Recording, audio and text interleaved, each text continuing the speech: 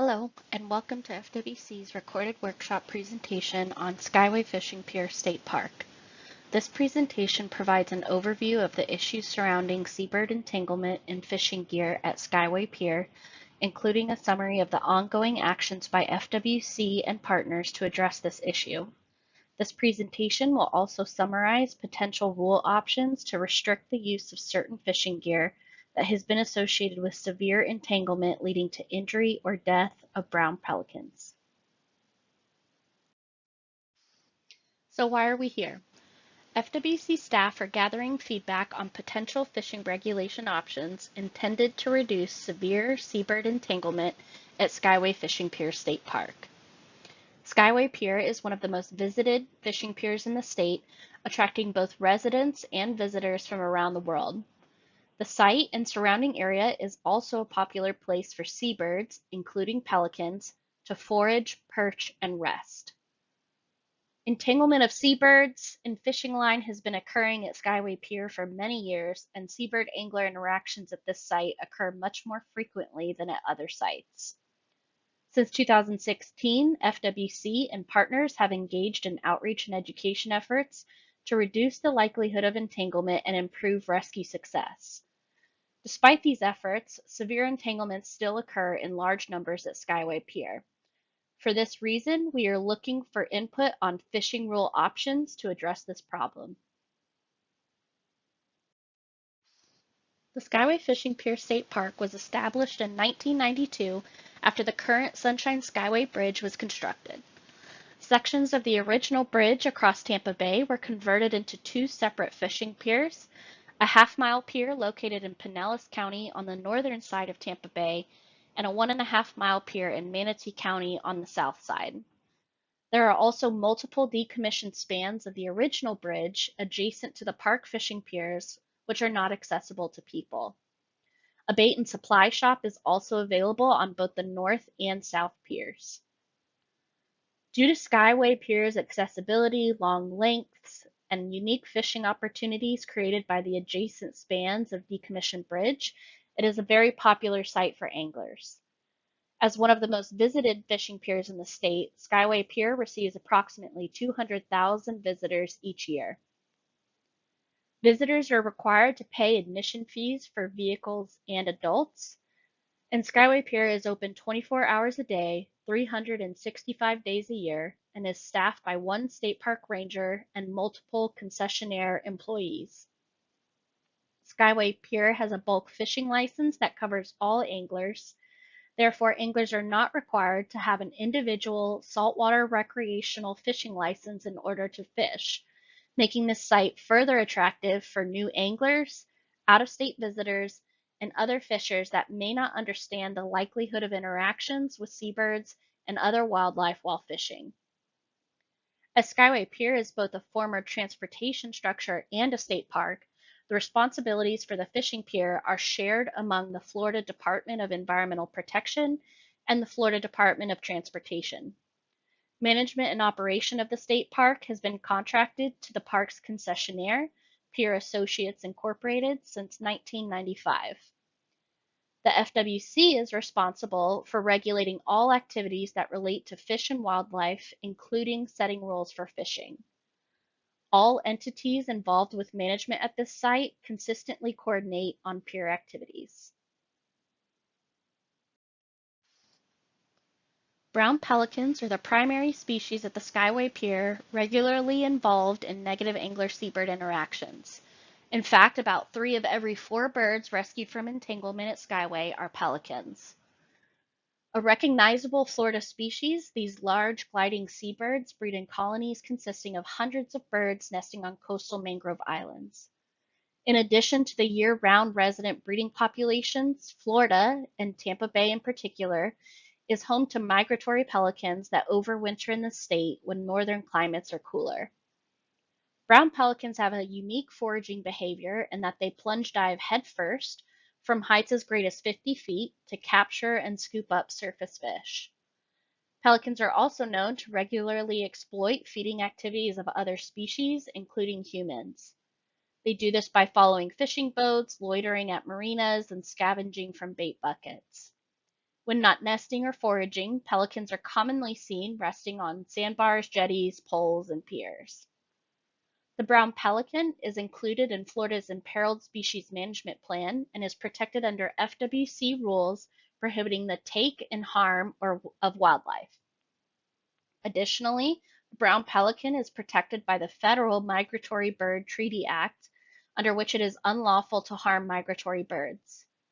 Specific conservation objectives and actions for the species are identified in the 2013 FWC Species Action Plan for the brown pelican. These actions are designed to address the primary threats to the species and include focusing on targeted outreach to minimize monofilament and hook entanglement, implementing appropriate management to ensure quality habitats for breeding and foraging, and providing protection from disturbance near breeding locations.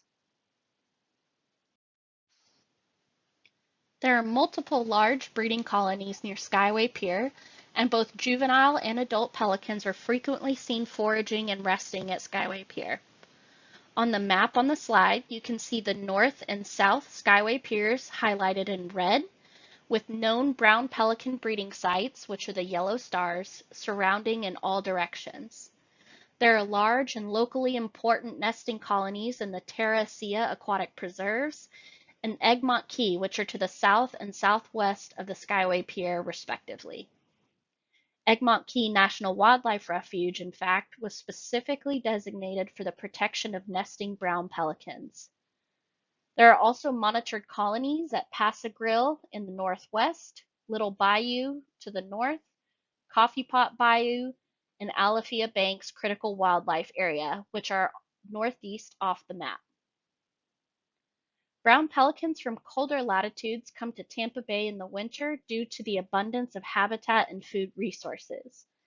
Outside of breeding season, roosting may occur wherever mangrove habitat exists. At no other fishing pier in the state do we find pelican supporting habitat completely encompassing the area as we do at Skyway Pier.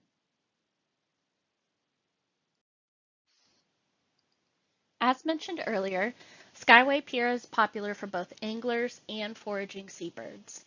During the fall and winter months, human use of Skyway Pier increases due to favorable weather and fishing conditions.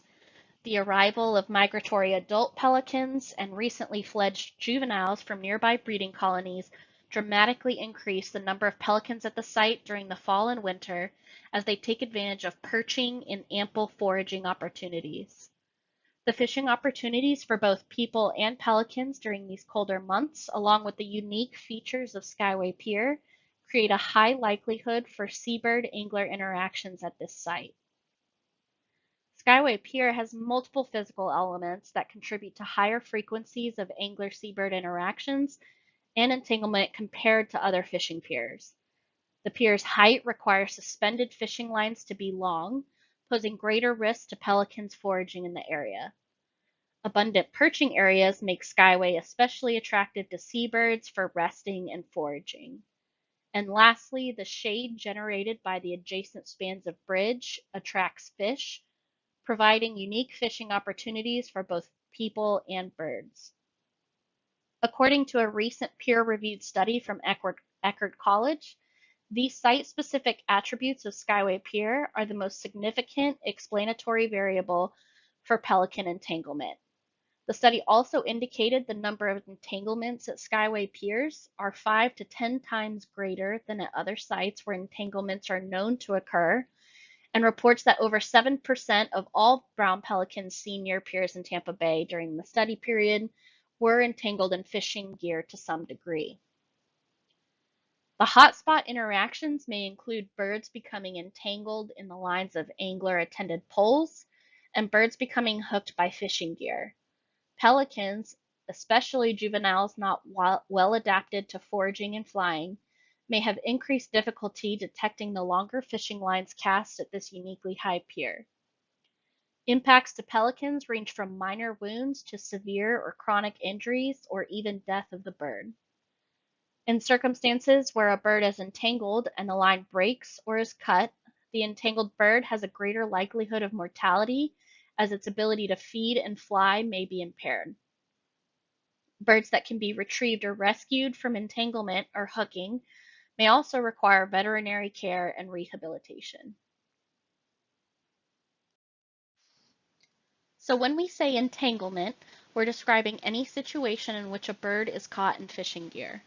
This includes a bird encounter with fishing line where an angler can release it safely without handling, birds caught in lines so thoroughly that hands-on rescue is required, and severe hooking situations that cause harmful injuries that require veterinary care. Entanglements also occur when birds caught in gear break free or the line is cut, which is more likely to result in the bird's death. Severe and chronic entanglements, those that require experienced rescue attention or veterinary care, are associated with rigs and gear with multiple hooks. Sabiki rigs and chicken rigs are often used to catch bait, which are also being targeted by pelicans. Birds can readily become entangled due to difficulty seeing the fishing line, and multiple hook rigs like sabiki rigs can increase entanglement severity and make rescues more complicated.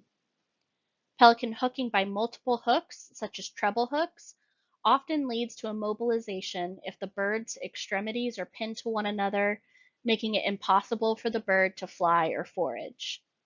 Lightweight lines associated with bait rigs are prone to breaking when a large bird becomes entangled, thereby introducing marine debris and increasing the risk for secondary entanglement and harm. As illustrated in the table on the slide, in the past 2 years, more than 3,300 entangled seabirds have been rescued at Skyway Pier, as reported by partners. Rescues are defined here as any entanglement that requires intervention by an angler or experienced wildlife handler. More than 1,000 of these rescued birds were severely injured and required transportation off-site to receive veterinary treatment. An additional 500 or more pelicans were confirmed or presumed dead due to entanglement.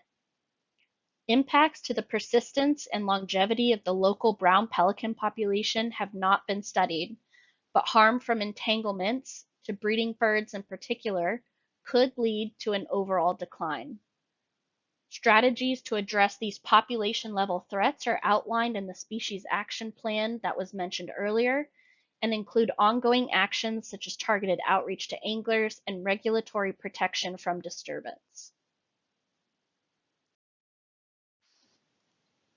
As previously highlighted, seabird-angler interactions continue to be prevalent at Skyway Pier. Multiple efforts by both FWC and partners are ongoing to prevent these negative interactions and minimize impacts to pelicans and other seabirds. Since 2021, many of these efforts have been coordinated through the Hooked Pelican Working Group, which is a group of partners and stakeholders collaborating to identify solutions that address pelican entanglement at the Skyway Pier and other sites throughout the state. Current efforts in place include education and targeted outreach on prevention, best fishing practices, and seabird release guidance. There has also been increased presence of FWC law enforcement, park and concessionaire staff, contracted bird rescuers, and volunteers at Skyway Pier. Signs promoting best practices for seabird rescue have been improved, and additional signs have been installed. Web pages, social media, and other publications have been updated with additional information and resources to prevent interactions and minimize impacts. Among these resources are video tutorials on safe release and guidance on the best type of gear to use to reduce interactions and injuries. FWC has also developed several long-standing programs to lessen entanglement of Florida seabirds and are working with partners to ensure visitors at Skyway Pier are aware of the resources available. These programs include the Monofilament Recovery and Recycling Program, the Don't Cut the Line and Reel Remove Release campaigns, and an interactive seabird rehabilitator app to identify nearby rehabilitation facilities if a bird becomes entangled. Seabird rescues and transport for veterinary care continue to be a key part of response, along with increasing documentation of the frequency, species, and outcome of seabird angler interactions.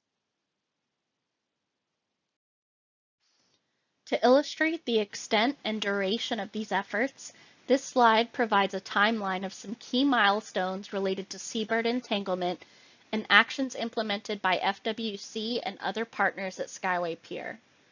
While fishing line entanglement has been occurring at Skyway Pier for many years, volunteers have been engaged in organized pelican rescue efforts since at least 2013. In 2014, Audubon began documenting entanglements and injuries at Tampa Bay piers. Additionally, a partner-led group called the Bird Protection Committee began holding regular meetings to address the entanglement issue at Skyway. In 2015, FWC launched the Don't Cut the Line outreach campaign to educate anglers about risks associated with cutting their line when a bird becomes hooked. In 2018, the rescue group Friends of the Pelicans was officially incorporated after some years of volunteer effort. The organization rescues birds entangled at Skyway Pier and transports severely injured birds to veterinary and rehabilitation centers. A sharp increase in visitation during 2020 led to an increase in documented pelican entanglements at Skyway Pier. In response, the FWC formed the Hooked Pelican Working Group to coordinate region-wide efforts addressing entanglement. The first meeting of the Hooked Pelican Working Group occurred in 2021, and additional actions taken by FWC and partners include updating signage at Skyway Pier, Department of Environmental Protection enacting a 3-rod limit per angler, increased oversight and staffing at Skyway by DEP and the concessionaire, and the bait shops phasing out sale of sabiki rigs. In 2022, FWC staff continue to work with partners and stakeholders to provide technical assistance and implement actions to reduce entanglements at Skyway Pier. We have updated our pier fishing best practices on our website, and several partners have produced informative videos about entanglement and bird rescue.